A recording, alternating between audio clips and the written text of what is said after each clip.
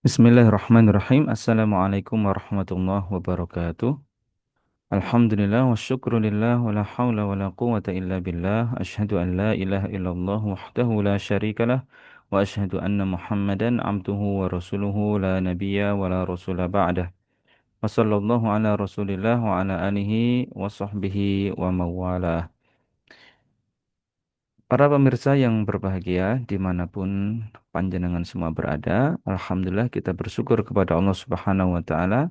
Kita bisa melanjutkan kembali kajian kitab Al-Kawakib Al-Lama'ah yang insya Allah pada pertemuan kali ini kita sampai di bab ke-29 ya tentang dosa riba.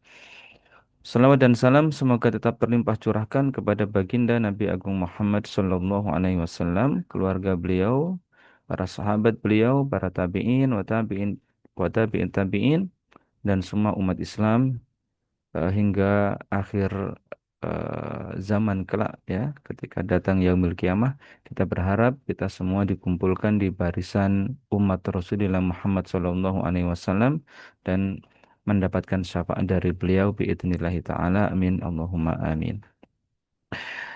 Baik para pemirsa, kita mulai pembahasan kitab Al-Kawakib Al-Lama'ah bab ke-29. Bismillahirrahmanirrahim. Al-babu tasi' wal ishrun. Harramallahu riba mahman kana miqdaruhu wa huwa min kabairil itham. Allah Subhanahu wa taala mengharamkan riba berapapun kadarnya, dan riba itu min kabairil ithmi, termasuk dosa besar. Jadi pada pertemuan sebelumnya kita sudah membahas mengenai bagaimana pandangan Islam terhadap kepemilikan harta, yaitu bahwasanya harta itu sesungguhnya sejatinya hakikatnya adalah milik Allah Subhanahu wa taala, dan manusia hanya berhak eh, me- memiliki ataupun memanfaatkannya itu dengan mandat istikhlaf ya yang diberikan oleh Allah Subhanahu wa taala. Yang konsekuensinya adalah semestinya manusia ketika mengambil harta yang tadinya tidak menjadi miliknya, maupun dalam mengelola kepemilikannya itu, semuanya harus terikat dengan hukum-hukum Allah Subhanahu wa taala, terikat dengan aturan-aturan Allah Subhanahu wa taala, tidak dengan cara yang menyenangkan nafsunya sendiri. Nah, itu konsekuensinya. Nah, termasuk di antara cara pengelolaan harta yang diharamkan oleh Allah Subhanahu wa taala adalah transaksi ribawiyah. Ya, transaksi ribawiyah atau yang kita kenal dengan istilah riba. Nah, apa itu riba? Kita eh, baca catatan kakinya ya, nomor 66. Bismillahirrahmanirrahim. Qala An-Nabhani rahimahullahu taala, ar-riba huwa akhdhu malin bimalin min jinsin wahidin mutafadilain. Ya. Imam An-Nabhani rahimahullahu taala menyatakan bahwa yang dinamakan dengan riba itu adalah mengambil atau pengambilan harta dengan harta yang sejenis, yang sama jenisnya, tapi mutafadilain. Ya, tetapi ada tafadul. Yang satu lebih banyak daripada yang satunya lagi. Ya, misalnya berhutang 1 juta, nanti pas mengembalikannya ada kelebihan dari hutang pokok yang 1 juta itu. Misalnya 1.100.000. Nah, seratusnya itulah yang menjadi riba. Ya. Demikian pula nanti ada barang-barang tertentu yang jika dipertukarkan ya itu, jika ada tafadul maka juga riba. Misalnya emas ditukar dengan emas tapi beratnya tidak sama. Perak ditukar dengan perak tapi beratnya tidak sama. Nah, selisihnya itulah yang dinamakan dengan riba. Itu. Nah, riba nanti ada dua macam ya. Ada riba nasi'ah ya, ada riba fadl. Ya, riba nasi'ah itu eh, bertambahnya utang ya, nominal pengembaliannya itu bertambah dari utang pokoknya karena ada tempo, ya. Misalnya dihutangi sekarang 1 juta, nah mengembalikannya itu kan bertempo, misalnya 1 bulan atau 2 bulan. Nah, adanya tafadul atau kelebihan dari utang pokok yang tadi 1 juta itu sebagai kompensasi dari waktu yang diberikan, tempo yang diberikan. Nah, itulah yang disebut dengan riba nasi'ah dan itu haram. Nah, sementara yang contoh kedua tadi ya yaitu pertukaran emas dengan emas, perak dengan perak ya, dan barang-barang ribawiyah yang lain yang nanti insya Allah akan kita bahas. Itu jika ada tafadul, maka ya selisihnya itu disebut riba fadl. Itu, riba fadl. Meskipun di sana tidak ada tempo, ya. Kontan misalnya tukar emas yang satunya 10 on, yang satunya misalnya 11 on. Nah, di waktu yang sama tanpa tempo. Ya, tapi karena ini barang ribawiyah, maka tafadulnya itu termasuk riba. Oke. Baik, kita baca beberapa ayat ya, juga nanti ada hadis-hadis Rasulullah SAW di bab ini yang akan kita diskusikan juga insyaallah taala. Qala subhanahu wa ta'ala. Bismillahirrahmanirrahim. Ya ayyuhalladzina amanu taqullaha wa dharu ma baqiya minar riba in kuntum mu'minin. فإن لم تفعلوا فأذنوا بحرب من الله ورسوله. Wahai orang-orang yang beriman, takutlah kalian kepada Allah Subhanahu wa taala. Ya. Sudah semestinya orang beriman itu takut akan Allah Subhanahu wa taala, ya, takut akan azabnya, yaitu dengan cara imtithalil awamir wajtinabin nawahi. Ya, menjalankan apa-apa yang Allah perintahkan dan menjauhi apa-apa yang Allah Subhanahu wa taala larang. Lalu disebutkan secara spesifik, ya, wadaru ma baqiya minar riba. Ya, dan tinggalkanlah ya apapun yang tersisa dari riba in kuntum mukminin, itu jika kalian betul-betul beriman. Fa'ilam taf'alu, jika kalian tidak berhenti ya dari riba itu, tidak kalian tinggalkan apa yang tersisa dari riba itu, fa'danu biharbim minallahi wa rasulih, maka umumkanlah perang dari Allah Subhanahu wa taala dan Rasulnya. Artinya bersiaplah untuk perang melawan Allah Subhanahu wa taala dan Rasulnya. Para pemirsa rahimakumullah taala, kita sebagai seorang mukmin, orang yang mengimani seyakin-yakinnya bahwa kita ini adalah ciptaan Allah Subhanahu wa taala. Alam semesta ini semua adalah ciptaan Allah Subhanahu wa taala. Allah lah yang menghidupkan kita, kemudian memberikan rizki kepada kita, termasuk harta benda, ya, sebagaimana pembahasan di bab sebelumnya itu. Kita juga meyakini bahwa nanti setelah kita selesai ada di dunia ini akan kembali menghadap Allah Subhanahu wa taala, ya. Untuk kemudian dihisab, dimintai pertanggungjawaban amal perbuatan kita selama di dunia itu. Apakah ya kita menjalani kehidupan dunia ini sesuai dengan perintah-perintah Allah Subhanahu wa taala, sesuai dengan aturan-aturan Allah Subhanahu wa taala ataukah tidak? Tuh. Ya. Dengan keyakinan itu kita tahu persis bahwa selama kita hidup di dunia ini kita sedang menjalani ujian, ya, sedang menjalani ujian. Nah, dan di antara ujian yang Allah Subhanahu wa taala berikan kepada kita, hamba-hambanya ini adalah syariatnya, ya, adalah syariatnya.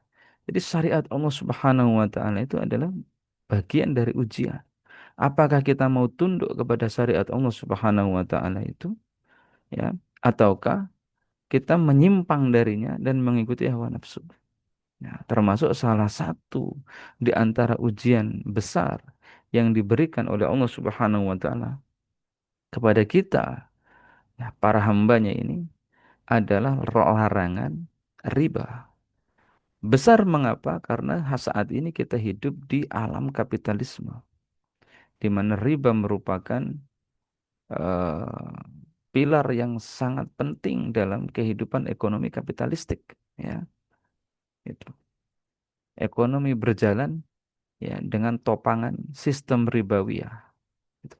Maka bagi orang-orang yang beriman ketika diperintahkan oleh Allah Subhanahu wa taala untuk meng- meninggalkan praktek ribawi ini, sementara kita hidup di habitat kapitalisme, itu mungkin berat, ya, itu mungkin berat. Tetapi ketika keimanan kita itu betul-betul kuat, kokoh kepada Allah Subhanahu wa taala, kita menyadari hidup di dunia ini tidak terlalu lama, ya, dan kita nanti akan dibangkitkan kembali menghadap Allah Subhanahu wa taala dihisab, ya. Lalu setelah itu kehidupan abadi tidak ada endingnya lagi. Ya, maka semestinya kita bisa menundukkan hawa nafsu kita, ya, mudah-mudahan menundukkan hawa nafsu kita untuk tunduk kepada perintah-perintah Allah Subhanahu wa taala. Salah satunya adalah meninggalkan riba, dan kita senantiasa berdoa kepada Allah Subhanahu wa taala, mudah-mudahan Allah memberikan kita kekuatan, ya, pertolongan, bantuan agar kita bisa mengabdi kepada Allah Subhanahu wa taala itu dengan sebaik-baiknya. Ya, baik, kita baca tafsirnya, ya.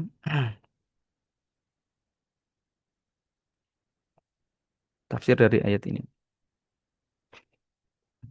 Kami ambilkan dari kitab At-Taisir fi Usuli Tafsir yang ditulis oleh Asy-Syaikh atau Abu Rashtah rahimahullahu taala, ya, halaman 421. Beliau di sana menjelaskan ketika mengomentari ayat ini, yaitu annakum bi akhdikum ar-riba takununa fi halati harbin ma'allahi subhanahu wa ta'ala wa rasulihi sallallahu alaihi wasallam. Ya. Jadi fa'dzanu biharbin minallahi wa rasulihi itu. Umumkanlah perang, ya, terhadap Allah Subhanahu wa taala dan rasulnya itu. Itu maksudnya adalah bahwa dengan kalian mengambil riba itu, kalian berada pada keadaan perang melawan Allah Subhanahu wa taala dan rasulnya di satu pihak dan Anda di pihak yang lain. Wa huwa tahdidun 'azimun li'akilir riba. Dan ini adalah ancaman yang sangat berat untuk para pemakan riba.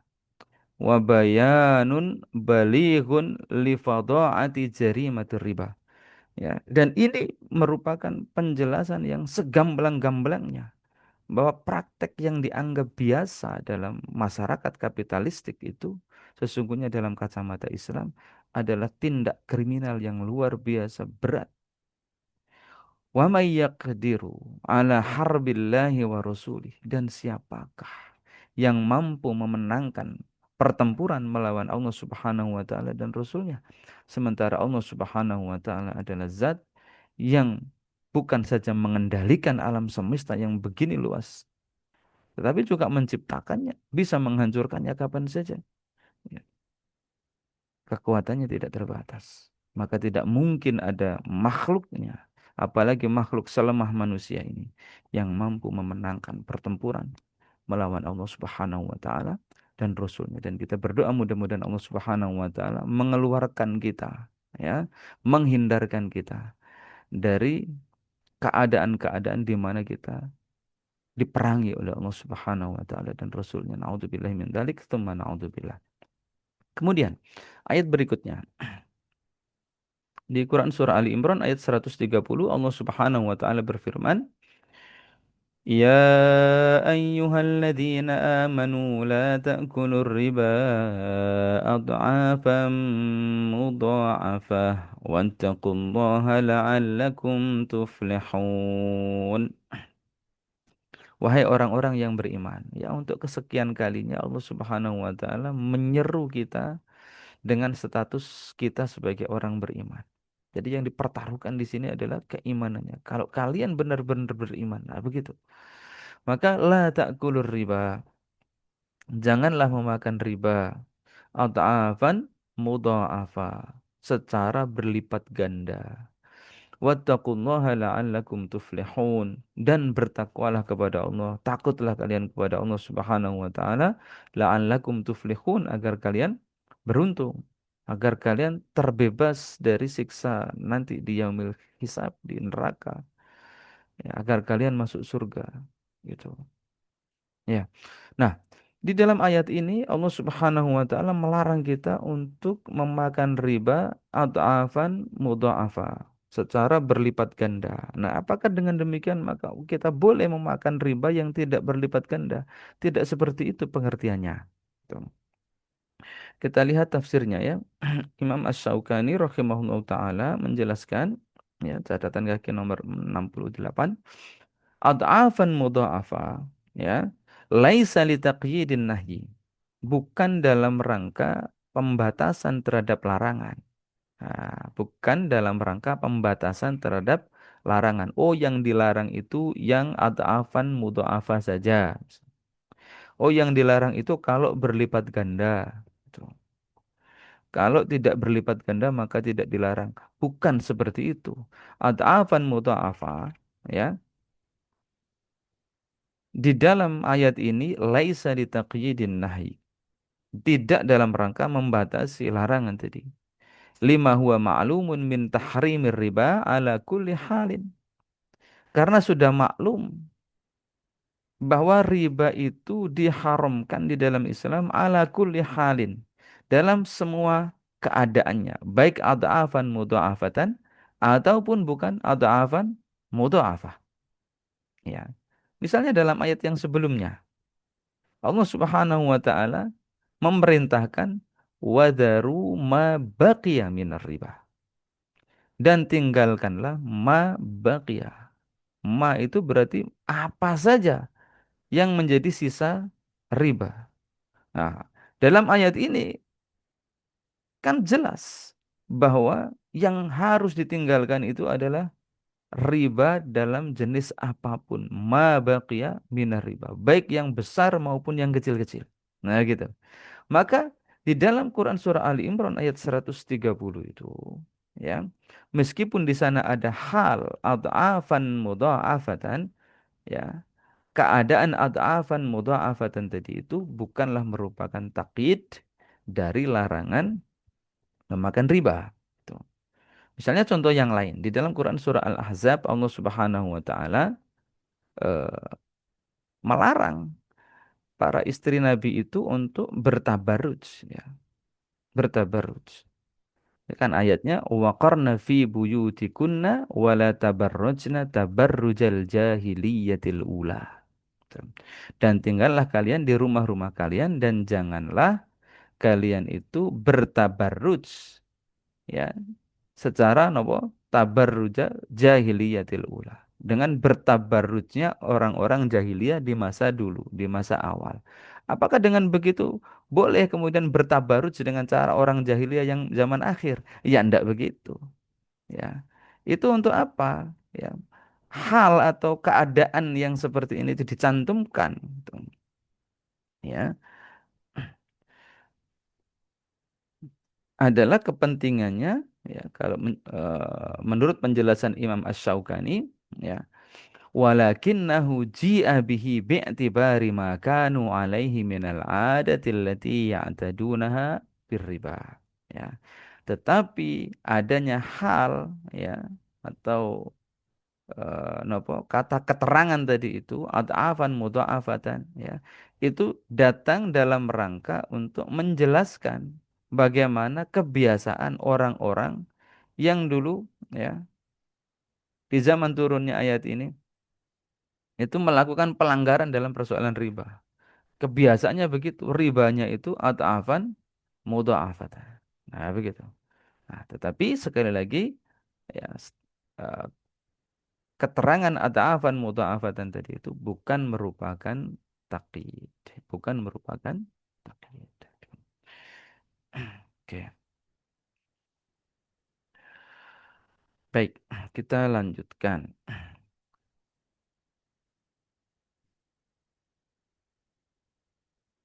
Oke. An Yazid ibni Abi Yahya rahimahullahu taala. Ya, seorang tabi'in.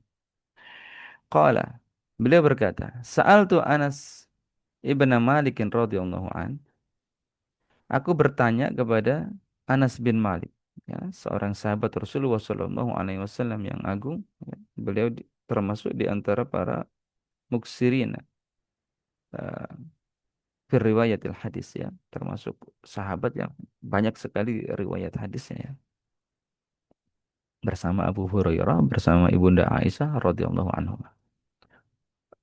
Jadi Yazid bin Abi Yahya ini bertanya kepada Anas bin Malik. Fakultu, ya Aba Hamzah, wahai Abu Hamzah. Ya, Abu Hamzah adalah panggilan kehormatan, ya, untuk Anas bin Malik. Jadi dalam tradisi Arab di zaman itu, eh, menyebut nama orang dengan, eh, apa namanya, kunyahnya itu sudah termasuk penghormatan. Ya, misalnya anaknya namanya Hamzah maka disebut, Abu Hamzah misalnya. Itu sudah penghormatan. Tidak perlu disebut Asy-Syaikh, Al-Ustadz dan seterusnya.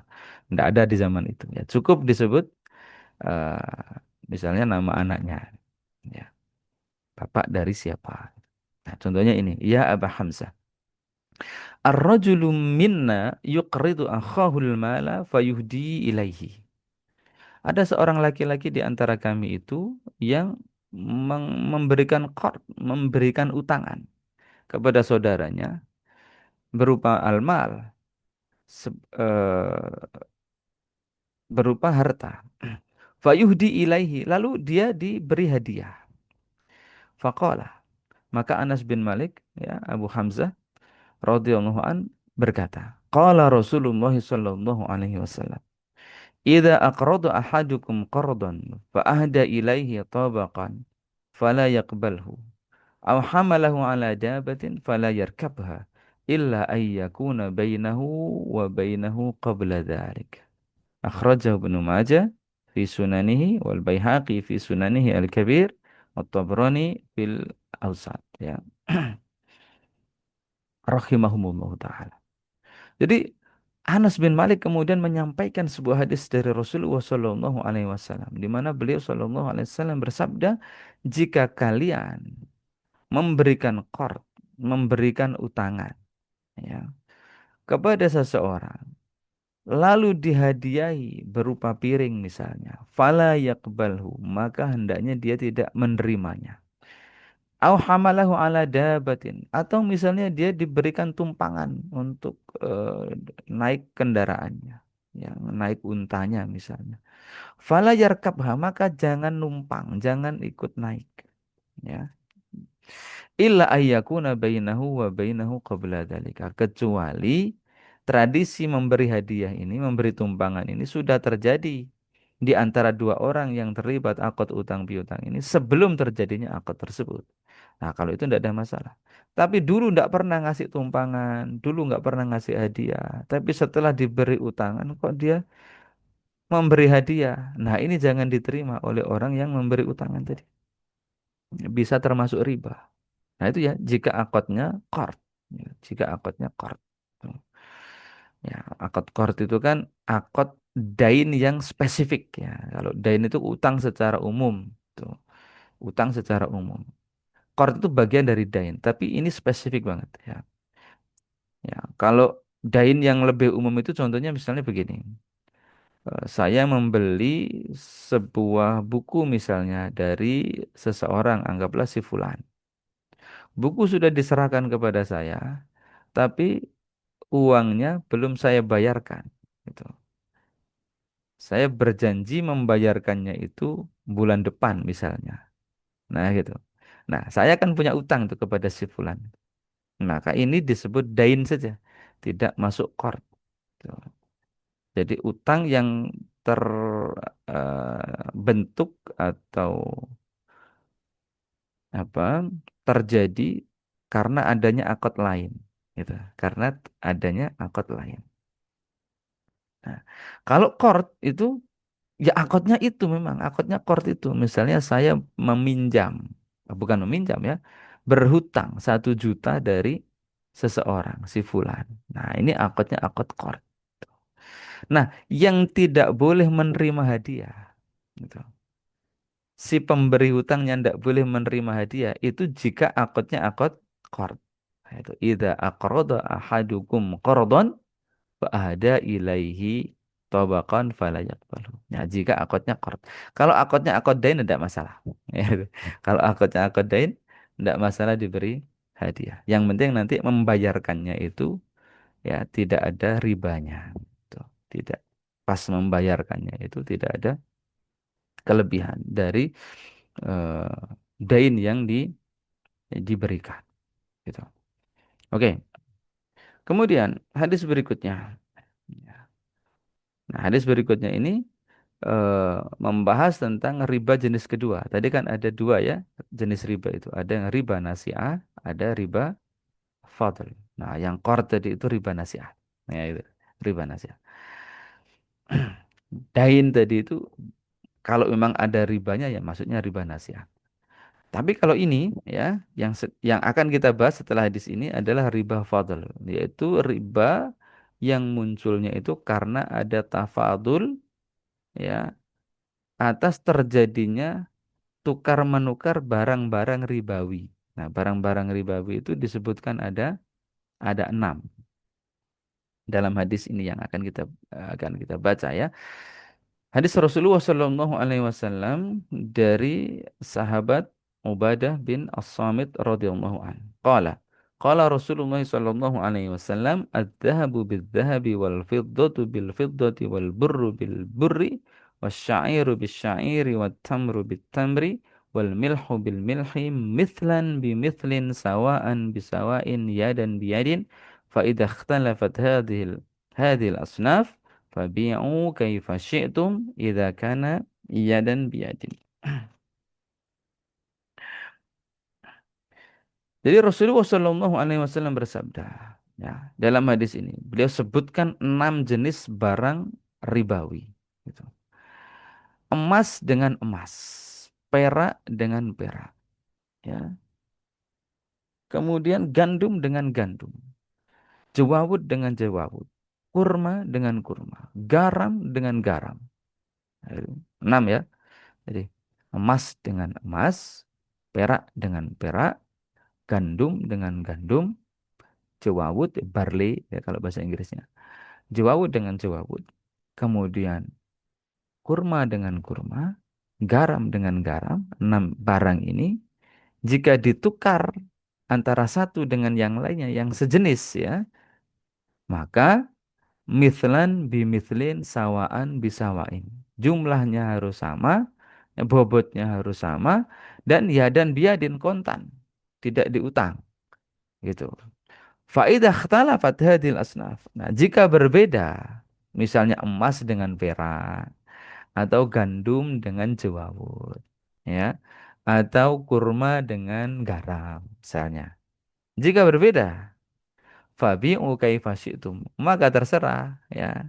Boleh tafadul. Misalnya emas 1 on dengan perak misalnya 1 kilo ya boleh-boleh saja. Sesuai dengan kesepakatan. Gitu. Idza kana yadan biyadin. Ya, jika ya asal gitu maksudnya. Asal kontan gitu. Asal kontan. Jadi pertukaran barang-barang yang termasuk barang-barang ribawiyah ini ya, jika satu jenis maka syaratnya 2, sepadan dan kontan gitu. Jika berbeda jenis maka syaratnya satu saja yaitu kontan. Nah, gitu. Akhrajahu Muslim rahimahullahu taala. Gitu. Nah, kalau beli emas jangan online ya, pasti kan nggak kontan. Gitu. Nanti kena larangan ini. Gitu. Ya. Ya, kalau beli emas di toko emas langsung saja yang offline. Oke, barakallahu fikum. Nah, sebelumnya saya tambahkan ya. Jadi emas dan perak yang termasuk barang ribawi ini ketika ketika hadis ini disampaikan oleh Rasulullah SAW itu kan statusnya sebagai alat tukar, ya, sebagai alat tukar. Maka hukum yang sama berlaku kepada alat tukar yang hari ini kita sebut sebagai uang. Itu. Ya, meskipun uang kita ini bukan uang yang berbasis emas ataupun perak, ya, fiat money kan, gitu. Ya kertas saja. Tetapi dihukumi sama karena apa? Karena adzhab wal fiddah ketika dilarang untuk dipertukarkan secara tafadul itu statusnya adalah emas dan perak, gitu. Maka bukan sekedar emas dan peraknya saja, tetapi juga uang yang hari ini meskipun bukan emas, bukan perak, tetap memiliki fungsi alat alat tukar. Itu. Itu juga tidak boleh dipertukarkan itu secara tafadul. Ya, misalnya yang biasa terjadi di bulan Ramadan, ya. Bayangkan orang sedang berpuasa, itu, sedang berpuasa. Harusnya kan ketakwaannya itu meningkat, ya. La'allakum tattaqun kan? Ya. Hikmah dari puasa itu. Tapi bagaimana mungkin di bulan Ramadan, di bulan puasa, orang sedang mestinya itu ketakwaannya itu melimpah, ya, atau meningkat tajam. Itu justru melakukan riba dengan cara mempertukarkan uang rupiah dengan rupiah, tapi tafadul. Ada selisihnya. Ya meskipun yang satu baru, yang lainnya ini sudah lecek-lecek, tetap harus setara 100.000 dengan 100.000. 1 juta dengan 1 juta. Tidak boleh menukar uang 100.000 dengan 90.000 misalnya. Atau 1 juta dengan 900.000. Itu termasuk riba fadl. Ya, riba fadl. Dan itu min kabairil itsm. Termasuk dosa besar. Nah gitu ya. Dosa dosa yang ancamannya itu diperangi oleh Allah Subhanahu wa taala dan Rasulnya. Na'udzubillah min dzalik, tsumma na'udzubillah. Oke, kita lanjutkan. Mungkin di antara kita ada yang berpikir begini. Oh, aku kan cuman yang memberikan riba, bukan yang memakan riba. Nah, itu. Bukan yang memakan riba. Gitu. Kalau yang makan riba adabnya berat, gitu, dosanya besar, iyalah gitu. Tapi kan aku yang memberikan. Gitu. Nah, maka mari kita dengar sebuah hadis yang diriwayatkan dari Jabir radhiyallahu an, ya, sahabat Jabir radhiyallahu an, yang beliau itu menceritakan gitu. Qala la'ana Rasulullah sallallahu alaihi wasallam akilar riba wa mu'kilahu wa katibahu wa syahidaihi wa qala hum sawa'un, hum sawa'un. Rasulullah sallallahu alaihi wasallam itu melaknat, ya, melaknat siapa? Satu, akilar riba, orang yang makan riba, ya. Yang kedua, mu'kilahu, orang yang memberi makan riba. Nah, itu pemberinya, pemberi ribanya. Yang ketiga, wakatibahu, orang yang mencatat transaksi ribanya itu. Kemudian wasyahidaihi, dan dua orang saksinya. Lalu Rasulullah Shallallahu Alaihi Wasallam menyatakan waqala hum sawa, mereka semua itu sama. Insyaallah. Ya, akhrajahu Muslim rahimahullahu taala fi shahihihi. Hadis ini diriwayatkan Imam Muslim di dalam sahihnya. Jadi hadis ini sahih. Ya, demikian para pemirsa sekalian, bab tentang dosa riba, dosa yang sangat besar, tapi hari ini banyak dilakukan oleh orang. Kita berdoa kepada Allah Subhanahu wa taala, mudah-mudahan Allah Subhanahu wa taala segera menyelamatkan saudara-saudara kita yang hari ini masih bergelimang riba, dan kita yang tidak terlibat di dalam riba, mudah-mudahan senantiasa dijaga sampai akhir hayat kita agar tidak terjatuh ke dalam dosa ini. Dan kita juga berdoa kepada Allah Subhanahu wa taala, mudah-mudahan Allah segera menurunkan pertolongannya untuk umat Islam agar mereka segera keluar, ya, dari kegelapan sistem jahiliyah kapitalisme menuju sistem yang diridhoi oleh Allah Subhanahu wa taala, yaitu sistem kehidupan Islam. Aqulu qauli hadza wa astaghfirullahal azim li wa lakum wa lisairil muslimin. Subhanakallahumma wa bihamdika asyhadu an la ilaha illa anta astaghfiruka wa atubu ilaik. Assalamualaikum warahmatullahi wabarakatuh.